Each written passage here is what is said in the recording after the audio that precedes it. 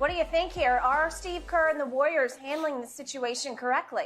Yeah, I'm going to disagree with Steve Kerr on this one, Skip. I believe he should. I don't believe that the punishment fits the crime. So I'm just wondering, if I'm Jordan Poole, this is what I'm hearing. Draymond Green got a game for hurting Kevin Durant's feeling. He gets nothing for punching me in my jaw. So in other words, Kevin Durant's feelings are more important than me getting punched in the face. And it says, basically says, you know, well, I trust it. Well, I don't. It's like, well, we feel this, is that what Jordan Poole feels? Jordan Poole feels this is the best way to move forward? Or did you ask him? Well, they talk. What do you expect Jordan Poole to say? It's reported that Draymond and Jordan Poole hashed it out. I don't know. What, Skip? The man's in line to get a rookie extension north of $30 million a season. Yep. So what's he supposed to say? Nah, no, he wants his money. And he knows the best way for him to get that money is to try to put this behind him. But he shouldn't have been put in that situation. You don't put me in that situation because you wouldn't put me in this situation. You wouldn't ask me what I thought in any other situation. So why are you asking me now? You guys handle that. You're the organization. My trust is in you that you're going to do the right thing. But he gets nothing? And the man got a game for cursing Kevin Durant, calling Kevin Durant out of his name. He got a game for that. He punched the teammate in the face in a situation that it looks like to me he escalated. Mm-hmm. And he didn't get anything. He's like, well, he got a week away from the team to deal with some issues that he felt he needed to deal with. I disagree with Steve Kerr on this one. Mm. Big picture, step back. I believe if the Golden State Warriors had not prevailed in the finals over the Boston Celtics you loved, the Celtics just unraveled. They self-destructed, to me, with mostly turnovers. If Golden State had not prevailed, and they were in trouble a couple of times in the series, right, I believe Draymond Green would be suspended for a long time right now because there'd be nothing to run back. Right. There'd be nothing to love. But the euphoria has sort of lasted over the offseason into the new season that starts next Tuesday night, right? And you feel like, God, we got a chance. And he's been integral to our whole chemistry. He's been our guts and glue for the longest time. Let's see if we can figure this back out. Well, nothing really happened. He stepped away. He took some time away to work on himself, and I assume they told him to step away. Right. But the only way it's going to count, the only way it's going to matter is if he were suspended for the first week of the season or the first month of the season or whatever it would be, something severe where it took a toll on him and it sent a message to the team, we're taking this dead seriously. Right. Well, right now, you can say this is the biggest crisis we've had, and he broke our trust, but he's earned the benefit of the doubt. You did nothing. You wrist slapped him, that's all. So let me ask you, so did he break your trust when he got suspended for Game 5? Did he break your trust then? Did he break your trust when he yelled and said what he said to Kevin Durant? So how many times must someone break your trust before you say, well, damn? I do believe that Draymond has done some harm to his reputation. Is it irreputable? That remains to be seen. Skip, now I'm thinking that, look, it's hard for me to believe that now maybe this was an intern that was in the video thing and he went rogue and leaked this to TMZ. But boy, this is looking more and more like, but man, this thing came, hey, this is an inside job. This looks like it was made to make Draymond look bad. I agree. It's hard. Somebody inside said, man, this ain't we got to expose this. This is not no intern growing. No. Guess what, Skip? There's only like 3 or 4 people in the video department. No. So, somebody wanted to expose Draymond for what he really is, okay? And to your point, he called LeBron James the B word so loudly, and he'd kicked several people in the midsection. Yes. Starting with Steven Adams, and then he goes up the court and gets tangled up with LeBron and tries to kick him in the midsection, right? And Kiki Vandeweghe says, I've seen enough. I'm going to suspend him for a Game 5 of the finals. I never thought in my wildest dreams, my life, I would see that ever happen, to take the guts and glue guy away. And it did seem to turn the tide in favor of the Cleveland Cavaliers. Well, that's on Draymond. He's the one who started that, and then it got finished. Then, to your point, he called Kevin Durant the B word while they're sitting on the bench beefing at each other over who gets to bring the ball up the court. And it was the beginning of the end of Kevin Durant in Golden State. I'm not saying that was it, but it set the wheels in motion in Kevin's head, like, I got to get out of here. It was about Steph and their popularity battle and all that. But still, it started with Draymond.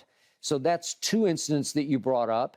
And then how about that meltdown, crazy over-the-edge walk-off at Game 1 at Memphis last year, and he goes straight back to the hotel and does a live podcast? If I'm Steve Kerr, if I'm all the way up to the top, to Joe Lacob, the owner, I don't love that. And how many times was he accused during the run to the finals of spilling strategic secrets during his podcast? Right. I don't love that, because that's going into AB territory in the locker room, obviously, at Kansas City. Let's get what you say. Winning masks a lot. It does. Okay, so they're winning, and they'd won with him before, and it's like, but you say production tolerance, right there. It was like 50-50, 50-50. But it's getting the way tolerance is starting to creep above production. Yeah. Okay, just for the record, last year from three, not that he's an integral three-point shooter, but he gets dared to shoot threes. Right. He made 29.6% of his threes. Would you believe that's even worse than Russell Westbrook was last year? It was 29.8. 29.6 to 29.8. In other words, you don't want either one of these guys shooting threes. You don't. And from the free throw line, would you believe that Draymond Green was 65.9%? Would you believe that's even worse than Russ at 66.7%? So he was an even worse three-point and free throw shooter last year than Russell Westbrook was. That's liability. He's turned 32. He's not a spring chicken anymore. He doesn't move quite the way he used to move. He's not quite the defensive force he used to be. I just think the thing is, Skip, is that when the way the Warriors evaluate Draymond, Skip, they don't look at numbers. They don't look at points.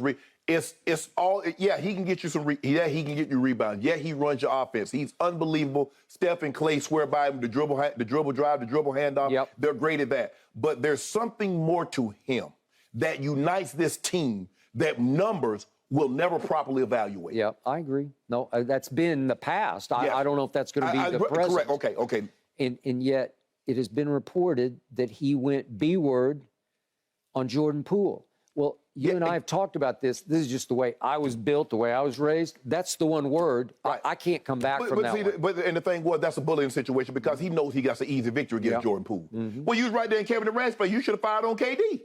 You was right there in LeBron's face. You should have fired on him. My point is, Skip, look, I've been the vet, and I've had rookies and other players, but, bro, we say what we say, and we work it out. But I've never been so upset at a teammate, except like we're fighting for real. But he's saying one thing and I'm saying something, we going back and forth, and we playing a game to punch him. Yeah. Because that's somebody I'm with every day. I mean, I got to get really upset. Yeah, me and my brother, we fought when I was young. I was 10, he was 13. Yeah, we fought. But once we got an age, I couldn't imagine fighting my brother. No. And that's how I view my teammates. Agreed. We might not always be like my brother, but I view you as a brother, and I'm not going to put you in a situation where you, all of a sudden, our relationship can be forever frayed. So I believe Draymond escalated this situation. Draymond was over there. He was standing way over there. Now, the mere fact that you came over here, you looking to instigate something. Now, me, Jordan Poole, like I said, you're going to live and learn. You understand? You're wrong. You hope you don't have it again. But when you come over here, I'm going to give you what you're looking for. I'm going to give you exactly what you came over here for. Jordan, you don't shove somebody and keep your hands down. You shove somebody, and first of all, you should have fired on him. The moment he walked up on you. Right up in your face. The moment he walked up on you, you should have teed off. And then, Steve Kerr will have the decision to make on you. Yeah. But somebody's not going to make no decision on me because of what somebody else did to me. No, that's not going to happen. So for me, Skip, I believe you're right, because I heard the same thing that Draymond kept saying the B word to Jordan Poole. So he kept escalating and hoping to get to a point where he could do what he did. So in the end, I think they're just hoping against hope that this kind of goes away.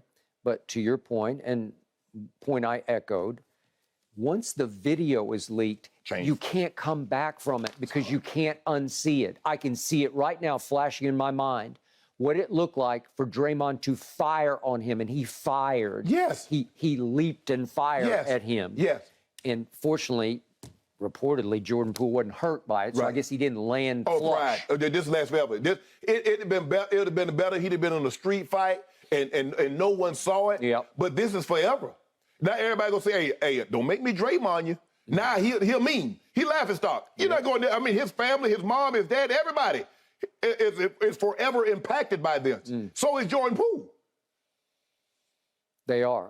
And I think it's going to be hard for Jordan Poole. He's going to say, to your point, all the right things. He's going to try to do it.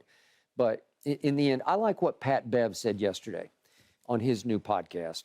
Congratulations with that. But he said, I'm not out here punching people. And his point was, yeah, I instigate and I'm in everybody's face. Right. But once I'm on your team, to your point about Pat Bev, you want him on your team, but you hate him. Because you already know he'll irritate when he's on somebody else's team. But when he's on your team, he is all for you. Right. And he's not going to get into it with anybody on his team. And he's trying to befriend Russ. I don't think that'll ever happen, but that's just me. Right. But he's going out of his way to be the pro's pro, to say, Russ, you're now my best friend on the team. I know we've had bad blood, but I'm with you now. We're all for one and one for all. I'm not going to be punching people in practice, says Pat Bev. Right. So Draymond's got one loose screw where he just goes berserk. Yeah, the problem is that from the Last Dance documentary, people say, well, that's why Jordan won the championship, because he gained the trust of his teammates. Nah, you not finna punch me in my face. We're not gonna ever, if you think punching me in my face is the quickest way to win a championship, we ain't ever gonna win. Because that's not gonna happen. I was there. It's just a one and only situation. He was a one and only. Yeah. It was the way he motivated his teammates, and it worked for him, and you thought it got ugly. We saw it, but it worked. That's all I know. I think there's still some wounded teammates from it. Oh, yeah. Oh, yeah. Maybe that worked for Jordan. I don't understand how somebody punching me in my face makes me more motivated, makes me become more successful in whatever endeavor I'm doing. Where's that at? If that was the case, that boxers should be, they should be the most successful. The MMA people should be the most successful people in the world, because that's all they do is get punched and kicked in their face. Man, nobody ever hurt. Come on. And now we got people thinking, oh, you don't fight between. Yeah, I get it. Fight. Yeah. Sometimes, you get to jostling and things get said and you fight. But you and I both know it's a fight because you've escalated, I've escalated, so we're going there. But I don't think, you talking all of a sudden you way over here. But I'm like, damn, Jordan, you see that? Do you see what he's doing? He's literally walking towards you. You're in an argument. And you just let that man get that close. But like I said, Skip, Jordan Poole young. He don't understand. He don't understand about streets. He don't understand about fighting. You don't even really got to be in the streets to fight. But you know you got to protect yourself. And what they say all the time, protect yourself at all times. Yeah, well, I don't think they're coming back from this one. Skip, that video. It's a tough situation. It is a tough situation, that's for sure, guys. So Draymond's been away from the team since the incident, again, rejoining the Warriors tomorrow, and he is expected to play in that final preseason game Friday and then on opening night next Tuesday. Thanks for watching, Undisputed fans. Subscribe here to get the very latest from Skip and Shannon. Plus, go watch a few segments from our other shows on FS1.